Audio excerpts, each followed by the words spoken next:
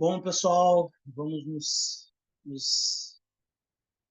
silenciando a mente, agradecendo a oportunidade de estarmos todos juntos mais uma vez, pedindo para que os nossos amigos espirituais possam nos iluminar nesse momento, para que possamos dar esse pulso de energia, né, para esse caminho de aprendizado e entendimento do que estamos fazendo aqui e para onde vamos.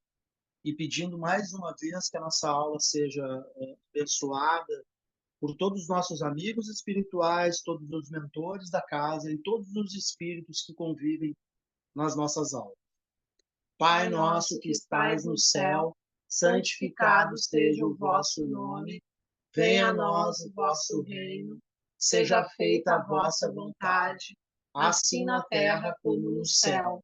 O pão nosso de cada dia dai-nos hoje, perdoai as nossas ofensas, assim como nós perdoamos a quem nos tem ofendido, e não nos deixeis cair em tentação, mas livrai-nos de todo o mal, que assim seja. Então vamos lá, pessoal, seguindo nos estudos do livro Obreiros da Vida Eterna, a primeira parte do capítulo 8, Treva e Sofrimento. Completa a comissão de serviço de que Zenóbia se fazia acompanhar, pusemo-nos em marcha, abeirando-nos do vale de treva e sofrimento. A sombra tornava-se de novo muito densa, e não se conseguia divisar o recôncavo. Frases comovedoras, porém, subiam até nós. Dolorosos ais, blasfêmias e imprecações.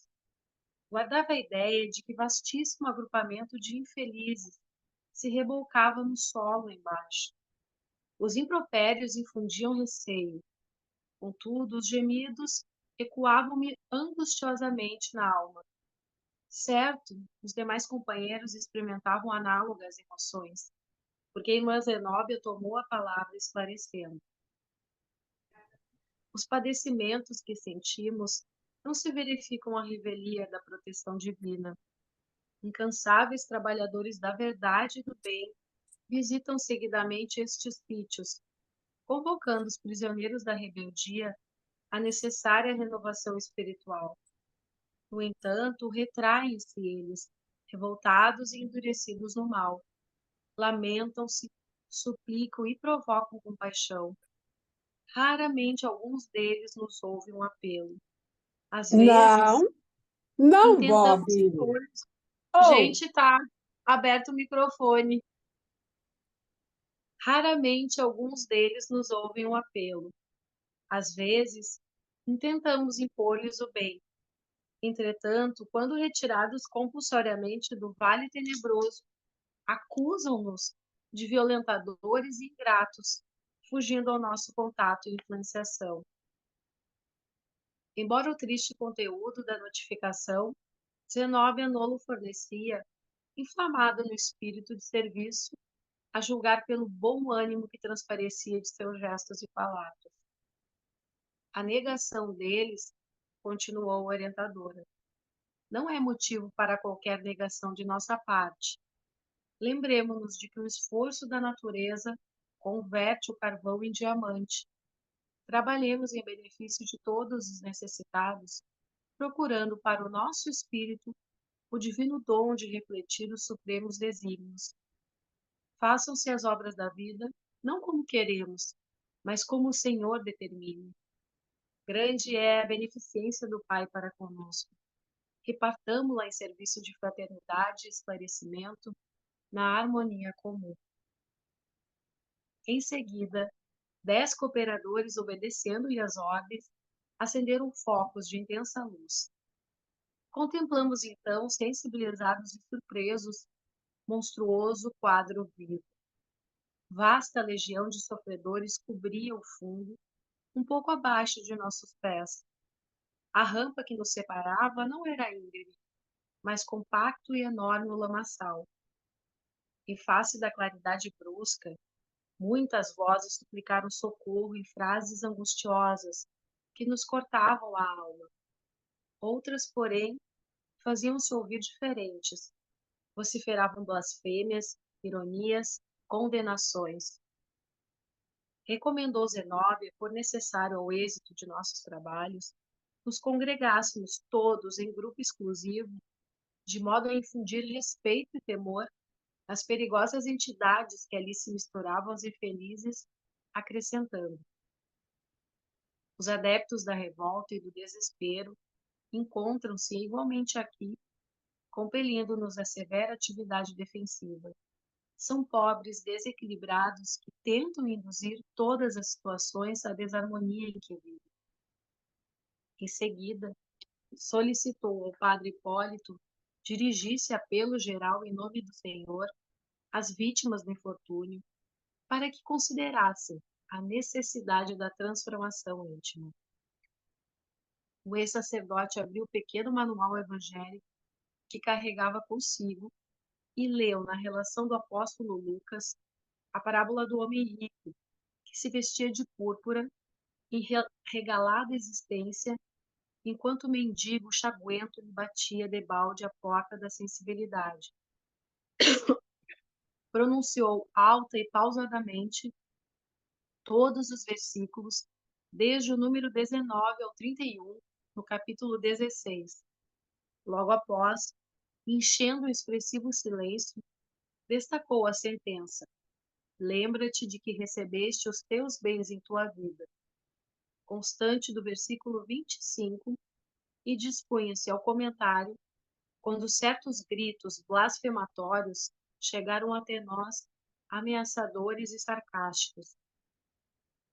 Fora, fora! Abaixo as mentiras do altar!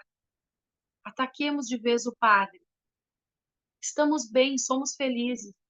Não pedimos auxílio algum, não precisamos de arengas. Temos aqui o nosso céu. Vão para os infernos. Os adversários gratuitos de nossa atuação não se limitaram ao vozerio perturbador. Bolas de substância negra começaram a cair ao nosso lado, partindo de vários pontos do abismo de dor. As redes! Exclamou Zenóbia, dirigindo-se a alguns colaboradores. Estendam as redes de defesa, isolando-nos ao agrupamento. As determinações foram cumpridas rapidamente. Redes luminosas desdobraram-se à nossa frente, material esse especializado para o momento, em vista da sua elevada potência magnética, porque as bolas e setas que nos eram atiradas detinham-se aí, paralisadas por misteriosa força. A diretora da casa transitória, afeita a ocorrências iguais àquela, fornecia-nos belo exemplo de firmeza e serenidade. Após organizar a defensiva, fez sinal ao pregador para que falasse. E o padre Hipólito, sobrepondo-se aos ruídos e insultos, iniciou o comentário com empolgante acento. Irmãos, que vos prepareis para a recepção da luz divina. É o nosso desejo fraternal. Reúnem-se aqui várias centenas de infortunados companheiros em precárias condições espirituais. De alma esfrangalhada pela dor, vencidos de aflição, suportando inomináveis padecimentos, entregai-vos muita vez ao desalento, à rebeldia, ao desespero. Perturbada e desditosa, vossa mente não sabe, senão, fabricar pensamentos de angústia destruidora. Alegais que as forças divinas vos esqueceram no vale fundo das trevas, e de negação em negação, transformai-vos gradativo e naturalmente em perigosos gênios da sombra e do mal, personificando figuras diabólicas e assediando, indistintamente, as obras edificantes dos mensageiros do Pai. Cruéis perversões interiores modificam-vos o aspecto fisionômico. Não vos assemelhais às criaturas humanas que fostes, repletas de dons divinos, e sim a imagens vivas das regiões infernais, infundindo compaixão aos bons, receio e pavor aos mais tímidos. Na lastimável posição mental a que vos conduzistes, e na qual muitos de vós outros perseverais apaixonadamente, sois tão autênticos demônios da perversidade e do crime, que nem mesmo as vergastadas da dor conseguem modificar a boca disforme. Entretanto, sois nossos irmãos mais infelizes, aleijados do sentimento e do raciocínio, perdidos em dolorosos desertos da ignorância, não por falta de amor da providência celeste, mas pela própria imprevidência no descaso com que recebestes na terra todas as oportunidades de ascensão à esfera superior do Espírito Eterno. Por mais que nos expulseis de vossas congregações de sofrimento, nunca escasseará para convosco nossa sincera comiseração. Visitaremos a paisagem sinistra dos abismos quantas vezes se façam necessárias. Nunca nos cansaremos de proclamar a misericórdia excelsa do Pai, e jamais se imobilizará nossa mão fraterna no sublime serviço da semeadura do bem e da verdade. As palavras injuriosas que ouvíamos antes desapareceram pouco a pouco. A franqueza de Hipólito triunfara. O pregador falava com ardorosa eloquência e, possuído de angélicos pensamentos, todo ele irradiava luz. Ante o respeitoso silêncio que o seu verbo inflamado provocara, prosseguiu, comovendo-nos. Dominam-vos a inveja e o despeito, a maldade e o sarcasmo, quando não permaneceis aniquilados de supremo terror. Emitis desordenadas paixões entre coros de ironias e lágrimas. Quase todos recebeis nosso concurso amoroso, reagindo impenitentes. Acreditais que somos agraciados por favores indébitos, que somos prediletos dos céus, e afirmais levianamente que privilégios gratuitos nos felicitam a vida. Ó, meus amigos, não vos falará porventura a inteligência da justiça indefectível que rege toda a vida? Somos também batalhadores a longa distância da última vitória sobre nós mesmos. Encontramo-nos igualmente no mesmo carreiro de redenção. Trabalhamos, lutamos, choramos e sofremos. Apenas diverge de algum modo a nossa posição da vossa, porquanto nós outros, que vos dirigimos a palavra tranquila e fraterna, já iniciamos o luminoso aprendizado do reconhecimento a Deus, nosso Pai, todo poder, justiça e misericórdia, agradecendo ao Cristo, o divino intermediário, o ensejo de trabalho e realização no presente. Também sentimos saudades do lar terrestre e dos brandos elos afetivos que se movimentam agora muito distantes, experimentando, como vos acontece, o vivo desejo de regressar ao passado, a fim de retificar os caminhos percorridos. E quase sempre, debalde procuramos aqueles que nos testemunharam amor, com o fim de beijar-lhes as mãos e pedir-lhes esquecimento das nossas fraquezas. Possuímos, todavia, a felicidade de compreender a extensão de nossos débitos e pusemo-nos desde muito a caminho do futuro redentor. Penetrando a interpretação direta da parábola, Hipólito modificou e prosseguiu. Qual de nós não terá sido na crosta do mundo aquele rico vestido de púrpura e linho finíssimo do ensinamento do mestre? Exibíamos a roupa vistosa e brilhante do eu egoístico, ferindo a observação de nossos semelhantes e vivendo um bendito ensejo de permanência nos círculos carnais, regalada esplendidamente. Todos nós que nos associamos nesta paisagem de dor, tivemos em derredor mendigos de afeto e socorro espiritual, mostrando-nos em vão as chagas de suas necessidades. Chamavam-se eles familiares, parentes, companheiros de luta, irmãos remotos de humanidade. Eram filhos famintos de orientação, pais necessitados de carinho, viandantes do caminho evolutivo, sequiosos de auxílio, que, improficuamente, se aproximavam de nós, implorando algo de reconforto e alegria. Em geral, lembrava-nos sempre tarde de suas feridas interiores, indiferentes ao menosprezo da oportunidade sublime que nos fora concedida para ministrar-lhes o bem. No justo instante a que se recolhiam no leito mortuário, multiplicávamos afetos e carícias, depois de haver gasto o tempo sagrado da vida humana entre a insensibilidade e a exigência. Desejavam os mais pobres do que nós alguma coisa das migalhas de nosso permanente banquete de conhecimentos e facilidades. Frequentavam-nos a companhia quais crianças necessitadas de iluminação e ternura. E os próprios cães se inclinavam para eles, tomados de natural simpatia. Nós, porém, envaidecidos das próprias conquistas, encarcerados em clamorosa apatia, amontoávamos expressões de bem-estar, crendo-nos superiores a todas as criaturas integrantes do quadro de nossa passagem pela carne.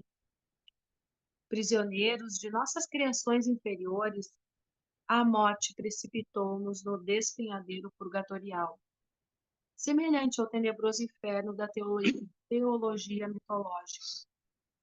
Envelhecida e rota a veste rica da oportunidade, ao término do curso de aprimoramento espiritual no educandário terrestre, somos, por vezes, mais pobres do que o último dos miseráveis que nos batiam confiantes à porta do coração e para os quais poderíamos ter sido beneméritos doadores da felicidade. Viajores na travessia do rio sagrado da elevação, fugíamos de todos os companheiros necessitados, instituíamos serviços ativos de vigilância contra os náufragos sofredores, estimávamos, acima de tudo, o bom tempo, as ilhas encantadas de prazer, a camaradagem dos mais fortes para atingir a outra margem, humilhados e pesarosos em terríveis necessidades do espírito, incapazes de prosseguir a caminho dos continentes divinos da redenção. Sejamos razoáveis, meus irmãos, reconhecendo que esse inferno é construção mental em nós mesmos. O estacionamento, após esforço destrutivo, estabelece clima propício aos fantasmas de toda sorte, fantasmas que torturam a mente que os gerou, levando-a a pesadelos cruéis. Cavamos poços abismais de padecimentos torturantes, pela intensidade do remorso de nossas misérias íntimas. Arquitetamos penitenciárias sombrias com a negação voluntária ante os benefícios da providência.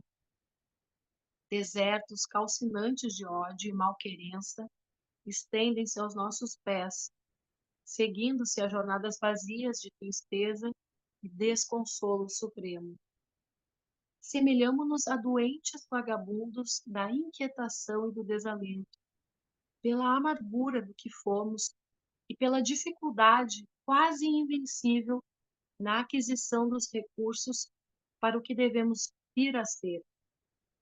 De um lado, a falência gritante, do outro, o desafio da vida eterna.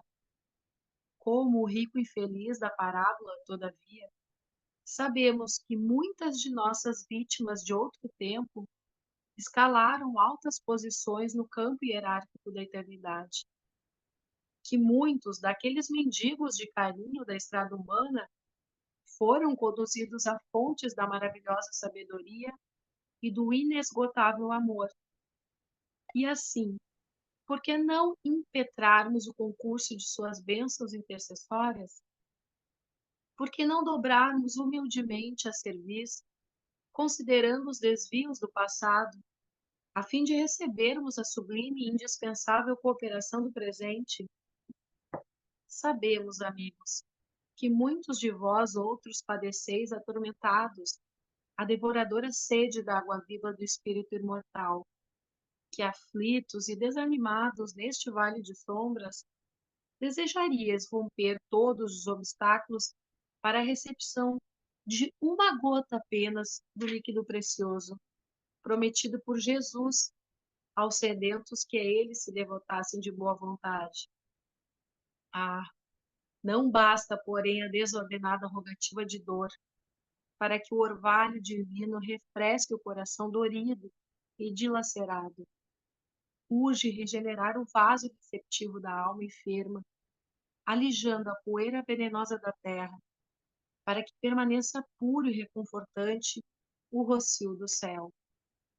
Imprescindível sofrimento de função purificadora. Os desvarios mentais a que nos entregamos na crosta planetária são energias que presentemente se manifestam com a intensidade das forças libertas depois de longo represamento. E daí a intraduzível angústia da fome, da sede, da aflição e da enfermidade que muitos de vós ainda sentis, pela carência de conformação com as leis estabelecidas pelo Eterno Pai. Pelo silêncio do ambiente, parecia-me que o Padre Hipólito era ouvido com respeitosa atenção pelas inúmeras fileiras de sofredores ali congregados diante de nós. Após ligeira interrupção, continuou o pregador bem inspirado. Nenhum de nós outros, os que apelamos para a vossa renovação, encontrou até agora a residência dos anjos. Somos companheiros em cujo coração palpita plena a humanidade com seus defeitos e as suas aspirações.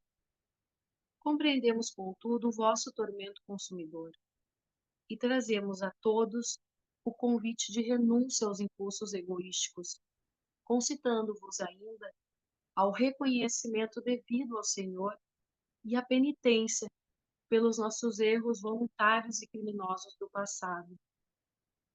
Agradeçamos a misericórdia divina e, reunidos, peçamos ao Cristo entendimento de sua vontade sublime e sábia, com a precisa força para executá-la onde estivermos.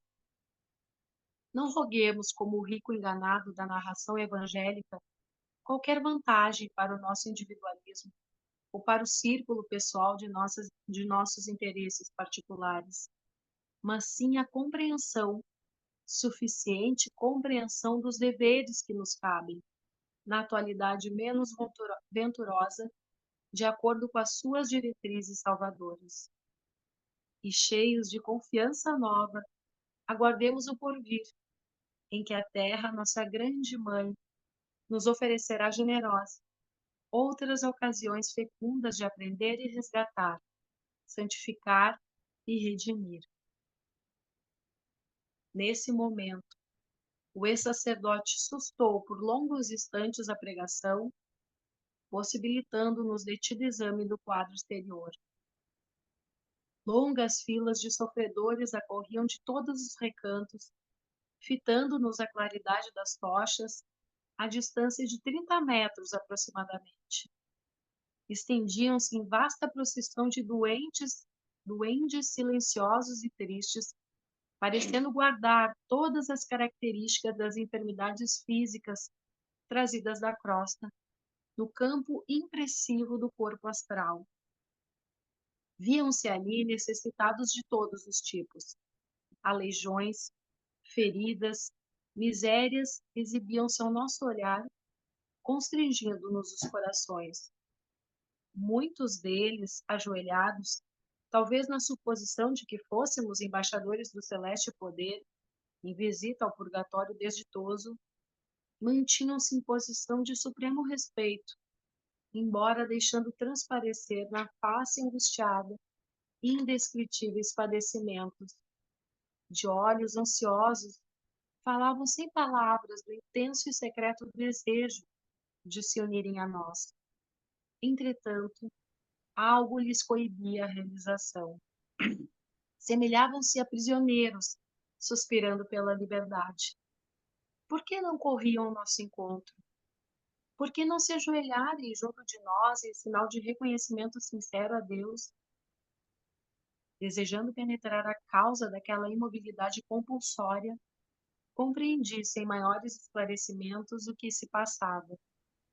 Entre a multidão compacta e nós outros, cavava-se profundo fosso, e onde surgiam possibilidades de transposição mais fácil, reuniam-se pequenos grupos de entidades que se revelavam por sinistra expressão fisionômica. Não podia abrigar qualquer dúvida. Aqueles rostos agressivos e duros sustentavam severa vigilância. Que faziam ali semelhantes verdugos? Permaneceriam dirigidos por potências vingadoras, com poderes transitórios nas zonas das trevas, ou agiriam por sua conta própria, obedientes a desvairadas paixões da mente em desequilíbrio? Recordei antigas lendas do inferno, esboçada na teologia Último católica parágrafo, romana. Flavinha. Aham, eu acho assim, eu termino aqui, né? Leio essa frase. Isso. Recordei Então, antigas lendas do inferno esboçado na teologia católico-romana para conduzir que a fogueira ardente, onde Satã se comprazia em torturar as almas, devia ser mais bela do que a paisagem de lama, treva e sofrimento à nossa vista. Recolhi, porém, o fio das considerações desnecessárias ao momento, compreendendo que o minuto não comportava divagações por exigir contribuição ativa. Final da primeira parte do capítulo 8. bom, a gente pode, assim, essa primeira parte dividir em três situações. A primeira, que a gente vê que quando eles vão, né, nesse vale, né, o que é um vale? Na realidade, estão naquela crosta do abismo, né, que a gente já viu nos outros capítulos. E ali, a Zenóbia, acompanhada de todos aqueles, né, cerca de 20 espíritos em nome da luz que estavam ali para fazer seu resgate, já fizeram a semana passada com aqueles outros casos que a gente já estudou, e se defronta com centenas, está ali, está claro, centenas de espíritos que estavam em sofrimento e param depois de um tempo para ouvir o Hipólito. E aí, a primeira coisa que pode pensar, como é que centenas de espíritos vão escutar um padre falando? Todos escutando, porque se todos pararam, inclusive estavam vociferando antes, revoltados, dizendo impropérios e tal, acusações, e param de falar. Aí a gente pode imaginar assim, pô, mas quando tinha megafone, porque senão estaria o André Luiz dizendo, tinha um microfone, tinha um aparelho estranho, que ele não conhecia até então, ou que já tinha, né? Porque o microfone, o alto-falante já tinha naquela época aqui na crosta. Então, qual foi a forma de se comunicar? É a mesma que se a gente estudar lá, tem lá no livro Memórias do Suicida, da Ivone do Amaral Pereira, quando tem uma grande palestra, e aí que tinha vários estrangeiros na plateia, e aí o palestrante que falava um determinado idioma e todos estavam escutando os diferentes, né, pessoas de diferentes nações que estavam escutando perfeitamente e até fazem um comentário. Como ele fala bem o meu idioma. Na realidade, ele estava falando um idioma e estava sendo captado por vários de idiomas diferentes, aí coisas que a gente ainda não conhece, né? Do ponto de vista mediúnico, aí aquela história do Odilon que fala tanto, estamos ainda na idade das cavernas em termos de mediunidade. Isso é mais um fator. Como é que esse padre falou e todo mundo escutou? Da mesma forma que a gente pode dizer, então, quando Jesus falou no monte, né, no Monte Tabor, e quando depois tem aquela volta dele, que ele fala para os 500 da Galileia, e que era escutado por todos, tinha megafone? Não tinha. E como é que era escutado?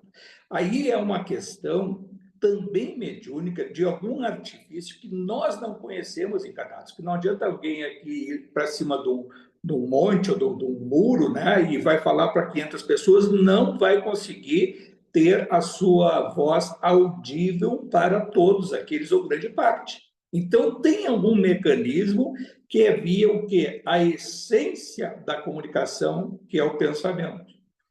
Quem recebe, recebe sem compreender como, acha que é pela voz, e quem emite está tendo uma facilidade própria dos mundos espirituais superiores.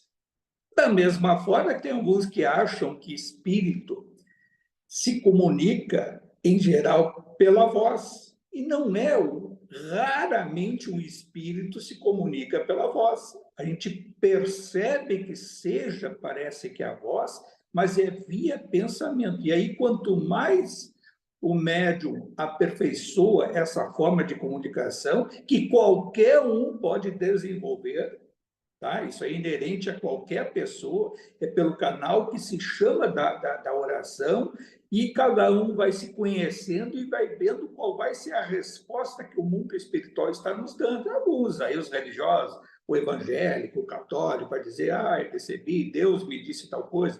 O mundo espiritual conversa conosco via pensamento. É lógico que há artifícios, aí o comprimento de onda, que alguns vão ter a mediunidade, vai enxergar uma parte, vai ouvir uma parte, vai perceber pela psicofonia uma parte, porque às vezes o médium, quando passa pela psicofonia uma mensagem, está passando uma parte do pensamento do espírito que está se comunicando, ou do intermediário, que em geral é intermediário, porque o espírito que vai se comunicar, ele nem sempre conhece, principalmente desses sofredores, de centros espíritos, o Chico Xavier recebia lá, os intermediários, a própria Emmanuel e outros espíritos, que faziam a intermediação, passando a mensagem. A gente vê muito lá no Bacelli, quando lá alguns sofredores, né, espíritos que desencarnaram, vão se comunicar com os familiares, e ali o Inácio diz assim, não, eu já conversei aqui com o avô dele, está aqui, e já disse para ele que é pouco tempo, dá para ver a descrição de várias obras aí, Odilon dizendo, não, vai falar isso, isso, isso, e o médium vai captar boa parte dessa mensagem e vai passar para ele. E aí depois fica os familiares, mas isso é uma palavra que não é usada pelo meu familiar, não acredito, não é bem assim. É o processo, isso aí é dessa forma. Agora, a comunicação espiritual, e é essa que a gente tem que utilizar bastante, é via pensamento. Os espíritos do alto falam através dos mensageiros do Altíssimo, né, dos mensageiros de Jesus, do mundo da luz, via pensamento. Por isso é fundamental meditação, uma caminhada, um momento para si, e que a gente conversa com os espíritos e recebe as respostas. E as respostas às vezes vêm de diversas formas, né? Não necessariamente não vai vir por uma voz, nem por isso, nem deve, né? Para não ter, usar esse espetáculo para contar, eu ouvi o fulano me dizer. Isso até tem gente que consegue captar até do lado que vem do cérebro, como é que vem via pensamento essa resposta e o desafio, porque eles não vêm com decisão para nós, eles vêm com o resultado de uma conversa psíquica que nos leva a uma reflexão. Bom, isso nós estamos diante de centenas e centenas de sofredores. Os sofredores começam a absorver essa mensagem que a Zenóbia alerta às inteligências trevosas que vão tentar interferir para que o nosso grande intento seja alcançado. Ou seja, decisão individual de cada um deles em querer se modificar. Cada um tem um tempo, cada espírito, cada individualidade tem um tempo, seja a dimensão que for. Até nós, na nossa crosta terrestre, nós temos que respeitar isso. Em qualquer situação, no centro espírita, numa igreja, num templo, seja onde for, num consultório, na psicoterapia, no nosso, a palavra amiga que a gente vai dar para um amigo, para um familiar, para um afeto, para seja quem for, nós podemos ter a conversa, tá? A oportunidade do despertar, mas cada um tem um tempo. O próximo que está no Evangelho o próximo é aquele que aceita a nossa ajuda. Mas nós não temos o direito, e isso também fica subentendido no texto, que respeitar que naquele momento aquele espírito, aquela individualidade, aquela pessoa vai aceitar nossa ajuda e vai seguir um outro caminho, Pode não ser ali, mas passa um tempo e passa a ser o próximo. E aí, às vezes, o nosso orgulho, a gente acaba repelindo, dizendo, te ofereci ajuda naquele momento, agora azar, vai seguir a tua vida, agora eu não estou mais disponível. Agora...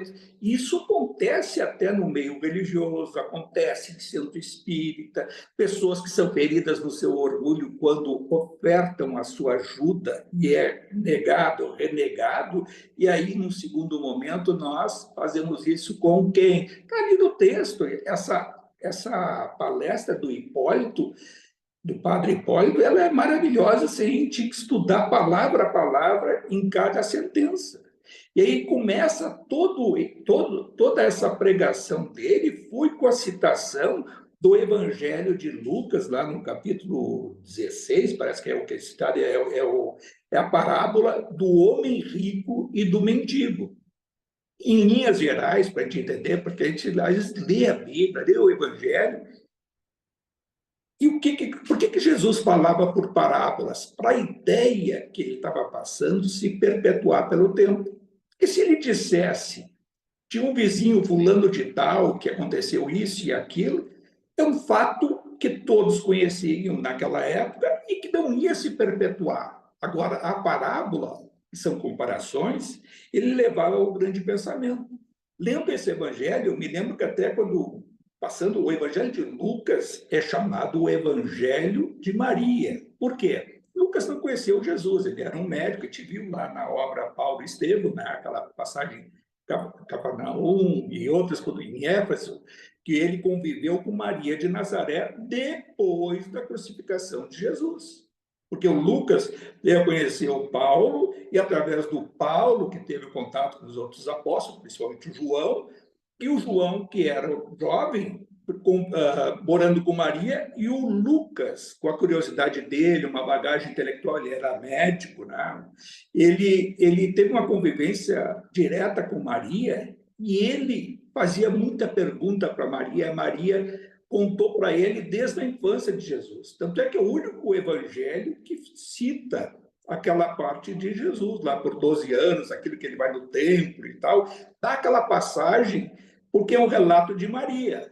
E esses relatos de Maria para o Lucas, que dão exatamente a personalidade, toda a vivência de Jesus com a sua obra que vinha do Altíssimo. E aí ele dá a dimensão de compreender Jesus realmente como enviado do mundo da luz, e que ela tinha a noção de que não era a mãe de Jesus sob o ponto de vista simplesmente da relação maternal e filial, e sim que ele vinha como emissário do mundo da luz.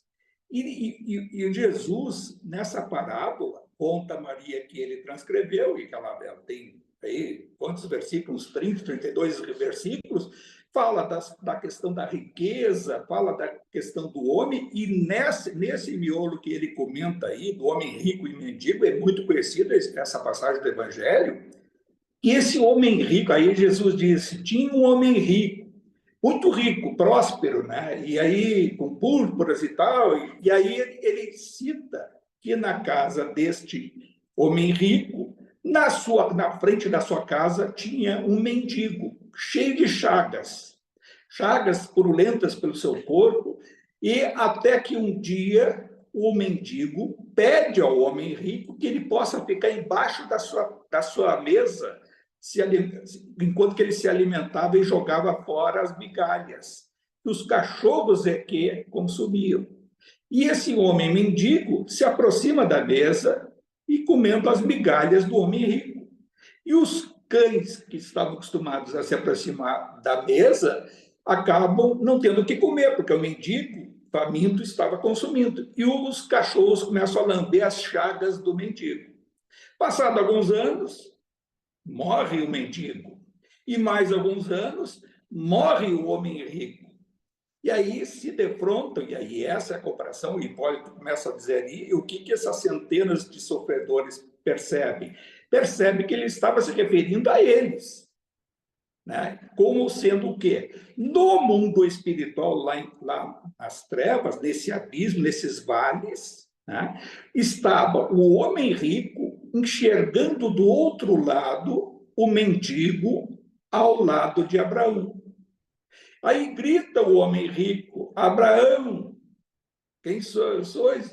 Diga para o mendigo que eu estou aqui faminto, sedento e tal. E Abraão, mas como? E aí tem aquelas comparações, que aí vem as derivações, que não cabe aqui para nós a perceber, mas eu quero chegar no âmago da pregação do Hipólito. No vale em que o homem rico, desencarnado, que nada fez pelo mendigo, menosprezou, e aí vem as comparações do Hipólito. Todos nós, em algum momento do nosso passado, ele diz: vós que estáis aí, e desse sofrimento, desse padecimento, fizeram a vez do homem rico e os mendigos que estavam ao seu lado. Não mendigos literalmente, nós nos ligamos nesta e em outras encarnações, em outras passagens remotas do nosso passado, nós fizemos o papel do homem rico. Muito ganhamos, seja no aspecto que foi, na saúde, na condição de perceber coisas, e colocamos a venda. Se a gente quiser evoluir, vai para outras parábolas, né? Aquela da trava nos nossos olhos, que nós não enxergamos o que passa do nosso lado, e isso acontece, e aconteceu no nosso passado. Por quê? Porque nós nos fazemos, às vezes, tá bem assim, a vida, cada um tem a sua vida, e hoje talvez a gente perceba um pouco mais. Provavelmente, o Hipólito diz, no passado, todos nós aqui passamos por essa situação. Quem vai dizer que a Zenóbia, o Hipólito e outros ali passaram por situações dessas lá nos vales das sombras? E a gente passa a compreender o que é essa mitologia do inferno. Porque o que a gente conhece do inferno? As religiões, a igreja, né? A igreja católica conhece o inferno na descrição de Dante Alighieri, na Divina Comédia, que descreve em desdobramento espiritual. Não foi psicografia, não foi nada, porque se ele naquela época dissesse que foi o espírito que contou, que ele viu, que isso aqui, ele ia para a fogueira. E naquela época, no século XIII, né, do auge da implementação da Inquisição, o Dante ele descreve os infernos e os céus e tal, por desdobramento na grande obra dele, a Divina Comédia, e a Igreja absorveu esses conceitos de céu e inferno. E, na realidade, tudo isso, diz o Hipólito ali, é um estado de consciência. Por que consciência? Porque quando nós nos sentimos distantes assim, do sentimento fraterno de praticar a caridade e caímos em si e percebemos o outro que tanto sofre e percebemos o quanto pouco que a gente fez por ele ou pela situação como um todo, nós caímos no processo interior de arrependimento do erro cometido. E conforme a situação, aí esses espíritos que estão ali, claro que é uma fase, só tem uma saída para eles, é no momento da libertação, ser encaminhado, como já vimos no capítulo anterior, no capítulo anterior, nessa mesma obra, que são encaminhados a encarnações quase que compulsórias. E se a gente parar para pensar, como diz o Hipólito, todos nós passamos por isso no passado. O que serve mais? Aí vem aquela coisa que a gente sempre procura aqui. Estamos estudando com o propósito de desenvolver conceitos da doutrina espírita cristã.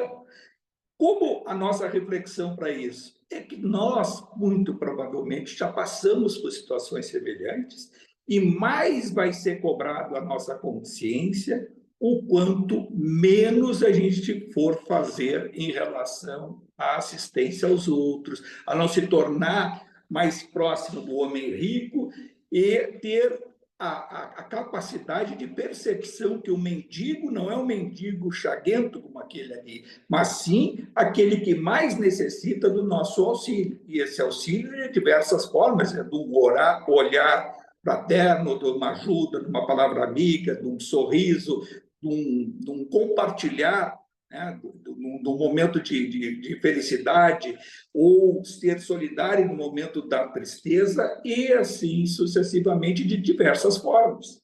E é muito rico se a gente lendo assim na corrida esse texto da palestra do Hipólito, que provavelmente foi inspirado pelo Altíssimo, né, para passar para todos aqueles ali, e aí vem logo em seguida o que a Zenóbia alertou no início.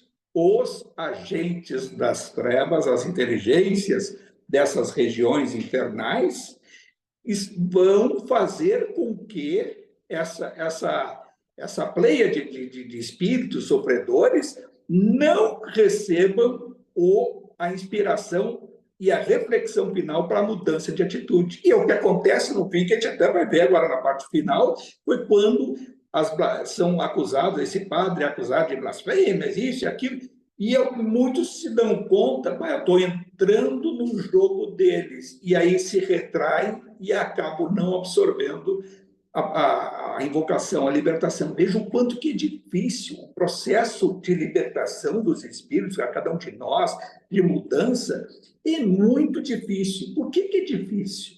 Porque qualquer invocação lá de baixo se conecta com a nossa sombra de passado e nos dá força a repelir a mudança, a repelir a trajetória, a repelir a reflexão de um estudo, a reflexão de uma atitude benevolente, ou ficar dentro do seu hábito até religioso, de se religar com o Altíssimo, mas nesse hábito a ser dispersado, a não procurar a reflexão, o estudo, essa palavra oculta que está nas palavras que dá a verdade do alto.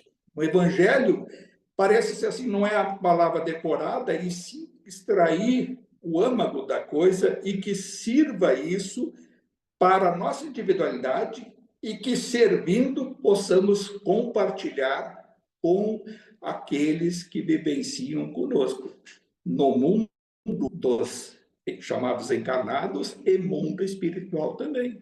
Porque a nossa atitude mental, ela vai dar a condição para possíveis espíritos que estejam envolvidos no passado, não importa longínquo, recente, ou estejam num processo de reabilitação espiritual, para fortalecer a sua fé, a seguir essa trajetória. Pô, vale a pena continuar praticando bem, vale a pena tentar se modificar, vale a pena enfrentar os desafios, se esforçar para ser uma pessoa melhor. E aí o Hipólito também diz, e é isso nós estudamos aí na obra anterior, desde lá nos Mensageiros e nos Missionários da Luz, né, os corpúsculos mentais, a individualidade humana, quando ela fica fechada no monoideísmo, na ideia direta, consolidada, de ódio, de revolta. Por que a revolta? Porque eles se veem nessa situação, naqueles vales lá embaixo, e percebem alguns que de tempos em tempos, como esses aí, vêm da luz para trazer o seu auxílio. E eles fazem a comparação.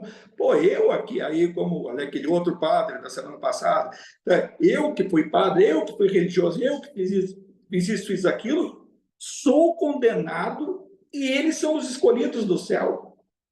Essa reflexão as trevas fazem contra esses grupos imensos de espíritos sofredores, para que eles não caem na lábia desses mensageiros do alto. Então, ali o Hipólito, para eles, funciona como um agente da luz que vem com conversa mole, mas que ele é um escolhido do céu e nós fomos aqui condenados. Mas não quer que, individualmente nem coletivamente, haja essa reflexão. Mas a gente vai ver que isso é um processo. Parte deles vão para o processo de libertação, vão para o seu encaminhamento, e é assim que funciona. A gente viu no início, até a própria expedição da Zenóbia e de outros, nessas áreas, nesses postos intermediários, em nome da luz, é periódica. Espíritos, a gente viu até que Jesus, de tempos em tempos, não importa quanto, dá o seu testemunho e vai lá embaixo, e cabe a cada um de nós, no nosso desdobramento do sono, nas nossas incursões mediúnicas num centro espírita.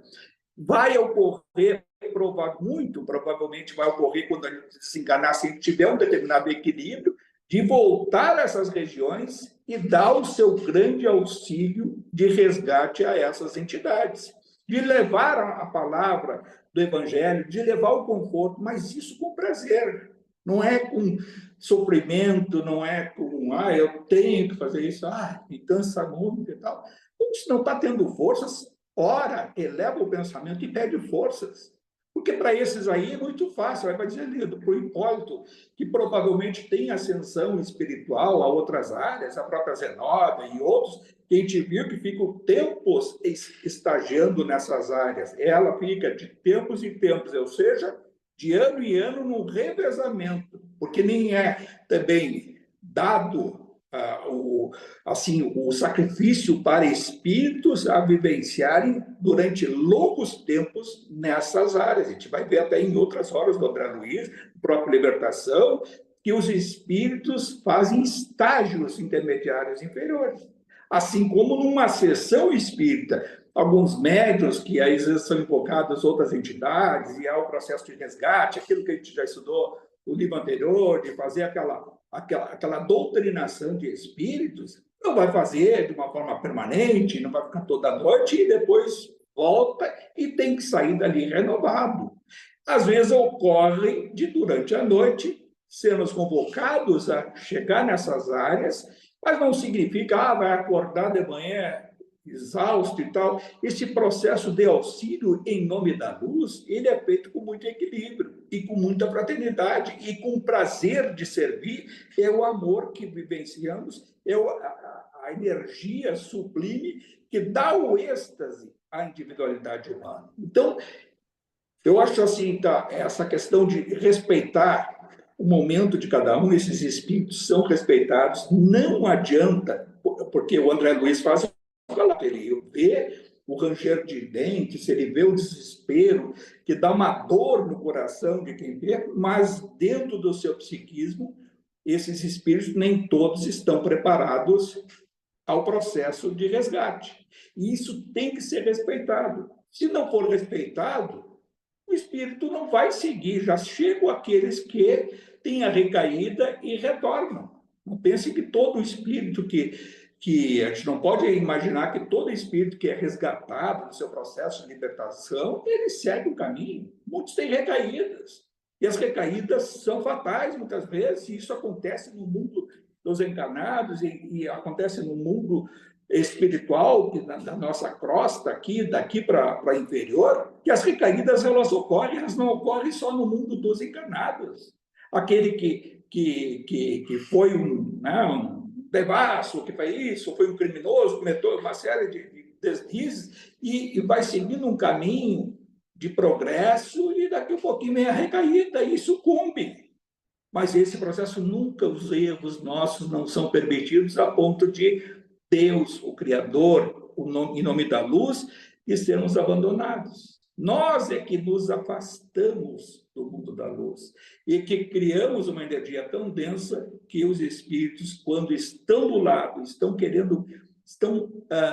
rogando ao alto a Jesus para que a gente se dê conta dos erros. Mas quando a gente se dá conta e tem um mínimo de consciência, começa aquela luzinha a aflorar no nosso coração, no nosso pensamento, e aí é o momento em que nós somos resgatados e colocados em alguma área, né?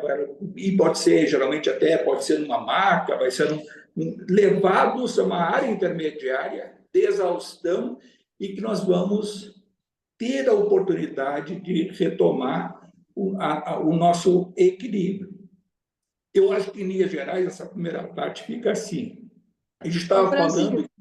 Oi, pode falar. Não, estava falando dessa coisa da gente se identificar muito mais com a nossa sombra, né, de passado.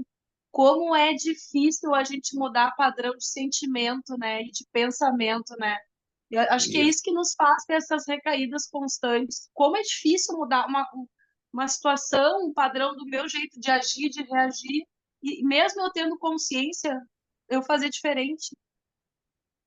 muito mais ainda vai ser do outro lado, quando a gente desencarnar e se defrontar com algumas coisas, esquecer de alguma coisa que já refletiu e ser convidado, essa nossa sombra, ela se torna quase um ser vivo e vai nos invocar, e vai, associada a outros espíritos, vai ter esse processo de atração, como já ocorre todos os dias quando a gente dorme.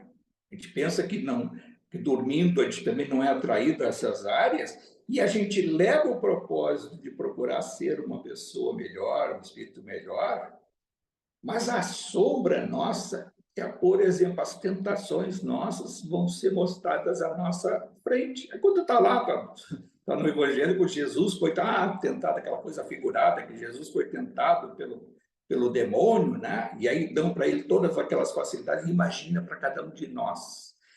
Nós não somos e seremos novamente tentados, porque nós temos coisas que a gente gostava muito de fazer no nosso passado, seja nesta encarnação e outras, na nossa sombra, e isso vai ser colocado de uma forma muito viva na nossa consciência, onde a gente for atraído depois do outro lado, e a tentação vai ser grande.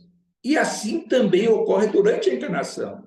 Durante a encarnação, a gente foi tentado muitas vezes. Olha quanta coisa, pelo menos aí, claro, aí cada um fale por si, quanta coisa eu tenho que agradecer, que quase que poderia ter sido muito pior. Nas escorregadas que a gente dá de se deixar levar pela tentação dos erros, sem ter muita consciência do erro, mas que aquele erro sem consciência ia gerar outras consequências se tivesse se desvirtuado mesmo. E onde a gente se desvirtuou, que deu para corrigir em parte, mas sequelas ficaram para o passado. Mas eles têm conexão com o passado mais remoto ainda. E isso, essas tentações, elas voltam durante a noite, vai ser um espírito, um grupo deles, nos associar a coisas do passado e tal, para a gente ficar sintonizado naquela. E aí, na primeira recaída, aí vem a recaída, a gente até comete o erro, e é como se fosse aí as descrições que dão dos ex-alcoólatras, ex-drogados, ou os drogados que acabam tendo as recaídas. Ali, claro que é uma coisa mais imediata, acontece logo, e eles descrevem nesses grupos e tudo. Quem aí se interessa por esses assuntos pode ver os relatos das recaídas, e não é uma, às vezes é duas, três, mas essa recaída tira o componente droga e álcool, seja o que for, as viciações, leva para outros comportamentos humanos equivocados, e nós teremos a recaída no futuro. Só que essa reflexão de não cair muito, de perceber novamente o erro e de buscar os mecanismos. Qual é o mesmo mecanismo? É esse, o que em algum momento nos deu um pouquinho mais de consciência, é restabelecer, e é pela oração. Não é a oração, agora vou orar.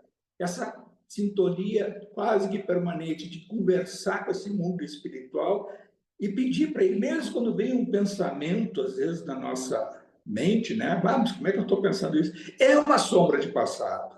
Provavelmente seja uma sombra de passado, mas o que foi feito e que foi alimentado no passado não tem como modificar, nós podemos modificar o futuro. E o que nós temos que fazer é digerir essa situação e dar uma outra energia. Lógico que isso, às vezes, depende também do ambiente, vai depender das outras partes, como a gente já falou várias vezes, dos outros espíritos envolvidos, mas nós temos que fazer a nossa parte, o auto-perdão e a mudança do padrão vibratório. Eu só, antes de terminar, a gente falou no início sobre a Célia Lúcius, né? Foi a Célia Lúcius, que foi, ela é esse assunto, como é que foi quando eu não me lembro se foi o Geraldinho ou o Bacelli, alguém que contou que, conversando com o Chico Xavier, ele dizia assim, muitas vezes fico exaltando o Emmanuel, né, que era o mentor do Chico Xavier. O Emmanuel, a gente sabe que foi o senador Públio Lentulus Cornélios, dado o livro há 2000 anos. Né? Então, foi o senador, aquela passagem dele no Pilatos, a mulher dele ali, tal. E aí a segunda obra dele, 50 anos depois. que ele veio como escravo nestório, né? Um homem de bagagem intelectual, embora escravo, né? Um homem com a cultura grega e tal, tal, tal. Mas aí o Emmanuel dizia assim, fico exaltando nessas obras a minha figura, mas isso não é justo. Por exemplo, ele diz que 50 anos depois, a figura central é a da Célia Lúcius. Quem leu essa obra, e eu me lembro que até quando eu ouvi, eu não sei como é essa história do Chico Xavier, me chamou a atenção, porque aí eu conectei com aquela história do irmão Marinho. Quem era o irmão Marinho? O irmão Marinho foi um monge dos 50 anos depois, que era o espírito da Célia Lúcius, encarnado. Ou seja, a Célia Lúcius, o pai dela era um homem religioso ligado ao monastério lá e tal, amigo dos monges, e a Célia era muito religiosa, tinha uma sensibilidade muito grande para as coisas do cristianismo, e ela pediu para o pai para seguir no monastério. E o monastério, naquela época, não tinha a figura da monja, era proibido mulher não entrava no monastério. E ela acertou com o pai dela, né, dizendo assim, olha, eu tenho uma vontade imensa. E ela tinha um corpo, né, um corpo não era avantajado feminino, ela tinha a voz de menina e perguntou para o pai dela se podia guardar com ele um segredo, que era de se ela se apresentar, mesmo sendo mulher, com os trajes masculinos nesse monastério. E ela seguiu ali pelas virtudes, né, do espírito dela, né, religioso, e ela foi admitida no monastério. E lá ela segue com a denominação, né, no nome, Irmão Marinho. Então ela deixa de ser Célia Luz, só o pai dela sabia. E ela segue nesse monastério, tal, muito, né, uma referência pela caridade, pela forma que ela coisa. E passados os anos, ela foi muito, né? Ela na Igreja Católica, ela tem um nome, é Santa Marina. Santa Marina, irmão Marinho, Santa Marina. Como é que é a história dela? Que aí quem lê o livro vai perceber que ela tinha a voz feminina, mas disse, essa é de tanto orar que ela está tão... A sutileza dela, da invocação ao alto, afinou a própria voz. Era uma mulher. E aí, com os trajes de monge, né, nunca ninguém descobriu. Aí tem uma partezinha lá do livro que fala que um dia pingou um sangue que ela havia menstruado e um dos monges viu o pingo de sangue no chão. E ela, aí tem ali do livro, isso não é importante, mas é para ver assim, passou por vários momentos difíceis. E adiante, teve um centurião lá, teve a passagem dele nesse monastério que ficaram ali, né, junto com autoridades da época, e a filha de um desses homens poderosos da época, teve uma relação sexual com um centurião, com um guarda. E ela, tempos depois, apareceu grávida. O pai dela enfureceu porque eles combinou com essa mulher de dizer que havia sido um monge, o irmão Marinho, que havia engravidado essa menina, tirado a virgindade dela. E o pai, enfurecido, e o irmão Marinho, conhecido, também admirado por todos, aí o chefe do monastério disse, olha, vai ter que te retira do monastério e vai criar essa criança. E o pai disse, a minha filha não vai criar um bastardo. Então, deram o filho para o irmão Marinho e foi expulso do monastério. O que aconteceu com esse... Ele está falando há pouco de mendigo, né? do rico e o mendigo. O irmão Marinho ficou de mendigo na frente da igreja, criando essa criança. E recebendo esmolas, recebendo coisas, e foi expulso do monastério.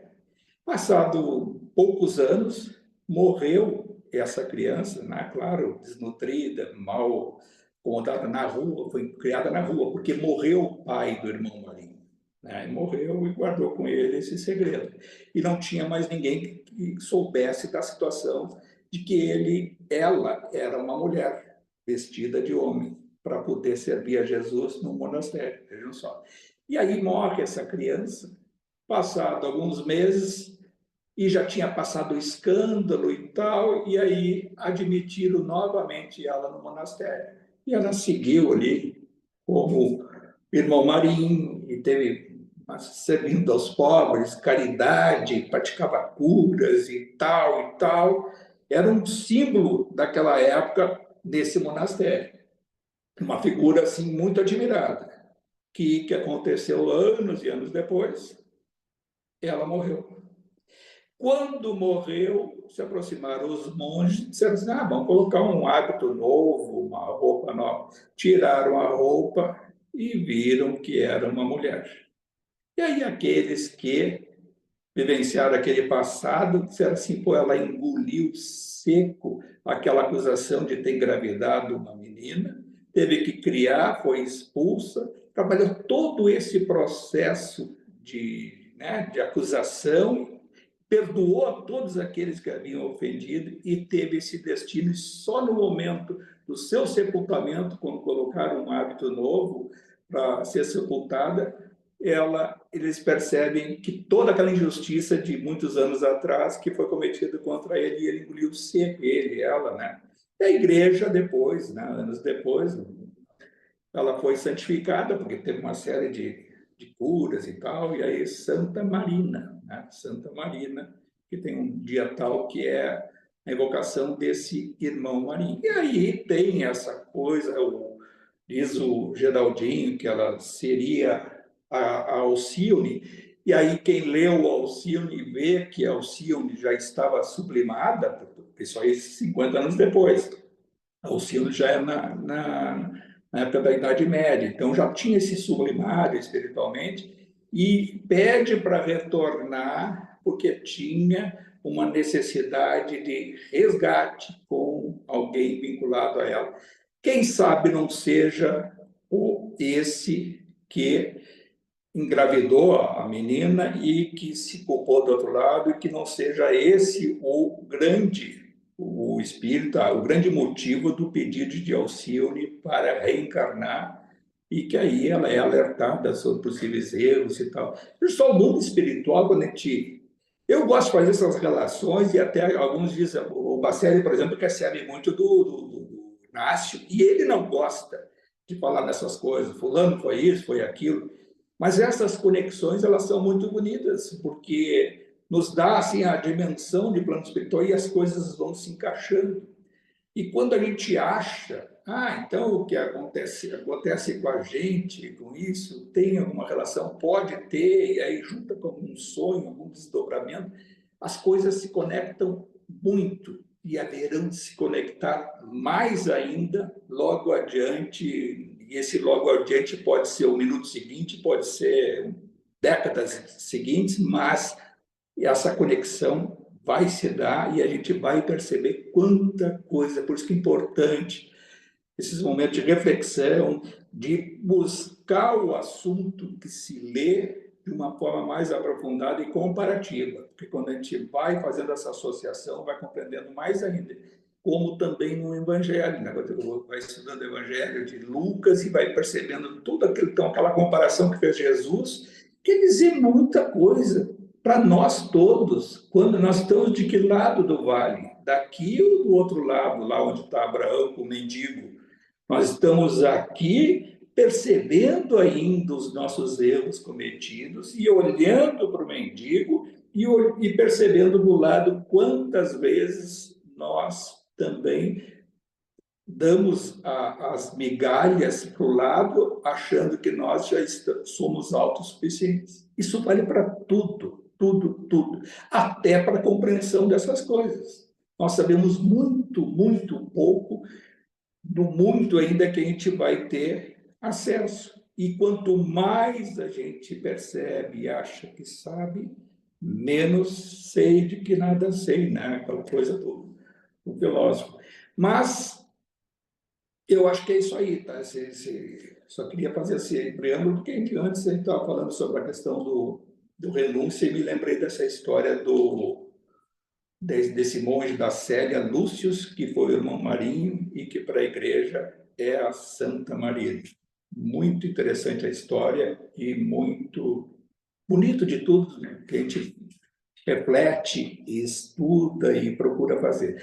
E a semana que vem, então, a gente vai dar seguimento a esse capítulo, essas obras maravilhosas, não só essa, como outras e outras que virão no futuro, mas sempre o nosso momento de reflexão, de gratidão, aquele que é o nosso emissário de Deus Pai, né, Todo-Poderoso, que é Jesus, que nos deu sempre com o seu Evangelho, desde que nós tivemos o despertar esse da consciência, de que a gente se compromete a procurar esmiuçar as palavras do Evangelho com partes, né, talvez simples para nós, do ponto de vista de não dar tanta importância, mas essa como do Lucas, e ver o quanto que a nossa vida ela é feita com esses vales, com esses abismos que nos separam do estado nosso de consciência. Mas por toda essa percepção, mesmo que ainda